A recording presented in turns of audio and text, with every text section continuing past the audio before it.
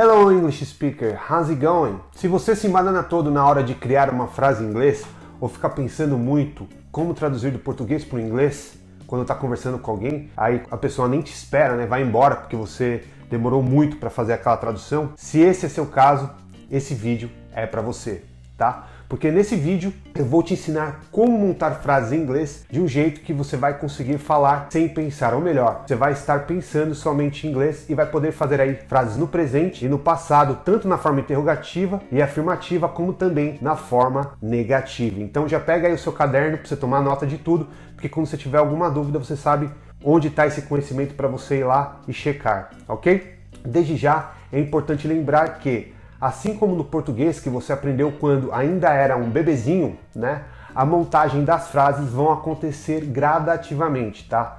Então você tem que ter paciência, porque para quem está começando a aprender inglês, no início vai ter um pouco de dificuldade, é normal. As frases vão ser montadas de forma mais pausada, porque você vai estar aí pensando nas palavras e aí gradativamente você vai montar essas frases de forma automática e natural e com o tempo, claro, você vai fluir no idioma sem qualquer problema, ok? Sem traduzir. Então, no início, traduzir é normal, tá? Eu mesmo fazia isso quando estava estudando inglês e hoje eu estou fazendo a mesma coisa para estudar japonês. A gente não fez isso quando a gente era bebezinho, mas a gente faz agora porque a gente fica se perguntando e fica comparando com aquilo que a gente conhece, que é o português, tá? Então, da mesma forma como você aprendeu o português, né? Você aprendeu primeiro com palavras soltas, depois você aprendeu a fazer frases e, consequentemente, depois você aprendeu a pensar no idioma e começou a falar com naturalidade e com fluência. E o mesmo vai ser aplicado ao inglês ou em qualquer outro idioma que você quiser aprender no futuro, tá? Não muda, é a mesma coisa, é o mesmo ritmo e ordem de aprendizado, ok? Então você precisa ter paciência e saber disso. Então o que você precisa é saber como montar essas frases usando cada palavra como se fosse um quebra-cabeça. E claro, praticar bastante para que você consiga memorizar as palavras e a ordem dessas frases, que são muito simples, tá? Porque eu acredito que seja muito parecida com o português, comparado, por exemplo, com o japonês que eu estou aprendendo agora, que tem uma estrutura totalmente diferente de frases, tá? Então, vai ser simples, mas não fácil. Então, você vai aprender aqui a montar cada frase de forma natural e gradativamente você vai aprender a pensar no idioma. Tá bom? Mas antes de começar eu quero fazer aquele pedido de início aqui, de deixar aquele like aqui nesse vídeo, porque isso ajuda o YouTube a entender que esse vídeo é relevante para outras pessoas e leva esse conteúdo para mais pessoas que também, assim como você, desejam se tornar bilíngues. E se você é novo por aqui também, se inscreva, ative o sininho para você não perder nenhum novo conteúdo que eu compartilhar aqui com você, para que você se torne bilíngue mais rápido, ok? Então, editor, roda a vinheta para a gente ir pro conteúdo. Montando suas frases em inglês. Primeiro de tudo, eu já vou adiantar para você que para montar frases em inglês existem alguns jeitos, né? Algumas formas aí, né? Dependendo do tempo verbal, do tipo de pergunta e se a frase vai ser afirmativa, interrogativa ou negativa. Então tem algumas diferenças aí, tá? Aqui eu vou te mostrar as frases negativas, positivas e interrogativas, primeiro no simple present, presente simples, e depois no simple past, no passado simples. Claro que o maior foco aqui é no presente, porque eu acredito que seja o início, o alicerce, aquilo que você precisa para ter uma base forte, para poder aprender os outros tempos verbais. Então a gente vai focar muito no presente simples, ok? O maior foco vai ser ele, porque assim você vai ter uma base mais forte, tá? Então vamos começar com as afirmativas, depois a gente vai para as negativas e, consequentemente, as interrogativas, tá? E eu preciso dizer para você que existem dois tipos aqui de frases, que a gente monta primeiro com o verbo to be, e outras com os verbos regulares e irregulares, que na hora de fazer frases interrogativas e negativas precisam dos auxiliares do e does. E eu já vou te explicar em detalhes como isso funciona, ok? A estrutura básica das frases positivas na afirmação são sujeito, mais verbo, mais complemento. Aqui no português a gente chama de predicado, né? Como diria o meu professor de português, tinha até uma musiquinha, tirando o sujeito, o resto é predicado, né? Tirou o sujeito, o resto é resto, tá? Então, por exemplo, she is beautiful, ela é bonita. O sujeito é ela, o verbo é o is e o complemento é o beautiful, bonita, tá? Então aqui a gente está fazendo uma frase bem simples com o verbo to be, né? Vamos ver um outro exemplo. I am at home today. Eu estou em casa hoje. Sujeito I, que significa eu, depois o verbo to be am, que significa sou ou estou, mas nessa frase ele está significando estou. E aí temos o resto da frase, que é o at home today, que significa em casa hoje. Então note que mais uma vez a gente tem aí sujeito, verbo e o resto da frase. Vamos ver agora alguns exemplos com os verbos regulares e irregulares, que são frases de ação. He works a lot. Ele trabalha muito.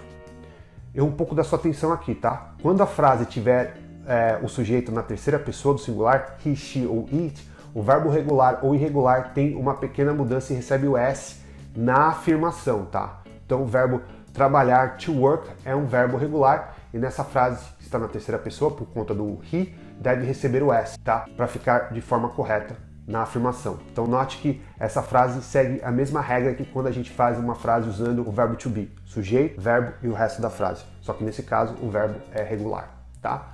Frases negativas. Para montar frases negativas usando o verbo to be, você vai ter que colocar na mesma ordem que na afirmativa, porém, depois do verbo to be, você deve colocar o not para transformar a frase em negativa, tá? E geralmente as formas abreviadas são usadas. Exemplo: she is beautiful. Na negativa, she is not beautiful. Abreviada, she isn't beautiful. I am at home today. Negativa, I am not at home today. Abreviada, I'm not at home today. Quase igual, I am and I'm. Como explicado no início do vídeo, cada frase que tem aí os verbos regulares e irregulares, a gente deve usar os auxiliares don't para I, you, we e they e doesn't para he, she, it.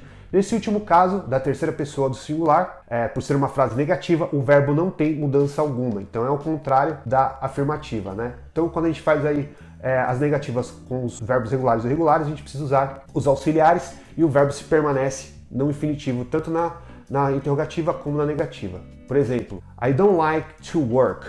So, I don't like to work.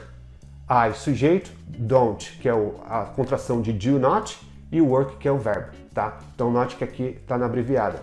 She doesn't study in the morning. Ela não estuda de manhã. Veja aqui que o mesmo se aplica nessa frase que está na terceira pessoa do singular e na sua forma negativa, né?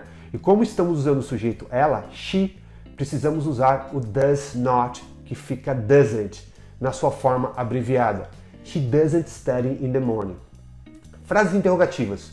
Do mesmo jeito, para montar frases interrogativas no tempo presente, a gente precisa usar os auxiliares do para os sujeitos I, you, we e they e does para os sujeitos he, she e it. Assim como nas frases negativas, nas interrogativas, quando usadas na terceira pessoa do singular, o verbo também não sofre qualquer mudança alguma. Ou seja, você não precisa colocar o S no verbo regular ou irregular, tá? O verbo também fica intacto sem qualquer mudança na primeira pessoa, alright? Agora, quando a gente faz interrogativas usando o verbo to be, o verbo precisa vir antes do sujeito. Exemplo: is she beautiful? Ela é bonita? Are you at home today? Você está em casa hoje? Tá?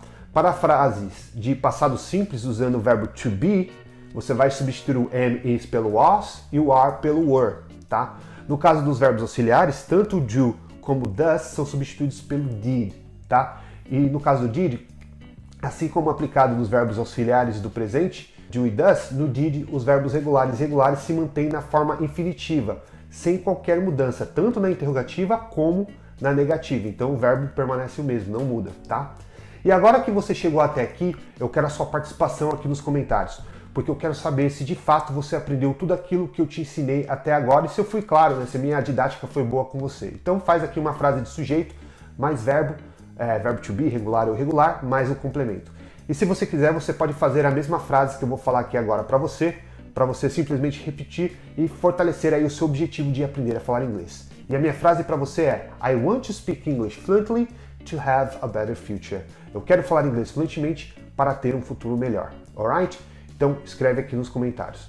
Então, se você quiser, você pode escrever a sua frase ou pode repetir essa frase que eu coloquei aqui para você. E se você acha que esse conteúdo foi importante para você, se você aprendeu alguma coisa aqui e você conhece alguém que também esteja aprendendo inglês, por favor, compartilhe esse conteúdo, tá? Compartilhe esse conteúdo para ajudar essa pessoa a, assim como você, chegar ao nível de bilíngue o mais rápido possível, tá bom? Então espero de coração ter te ajudado, de ter ajudado aí a você a montar essas primeiras frases do seu inglês e eu te vejo no próximo vídeo.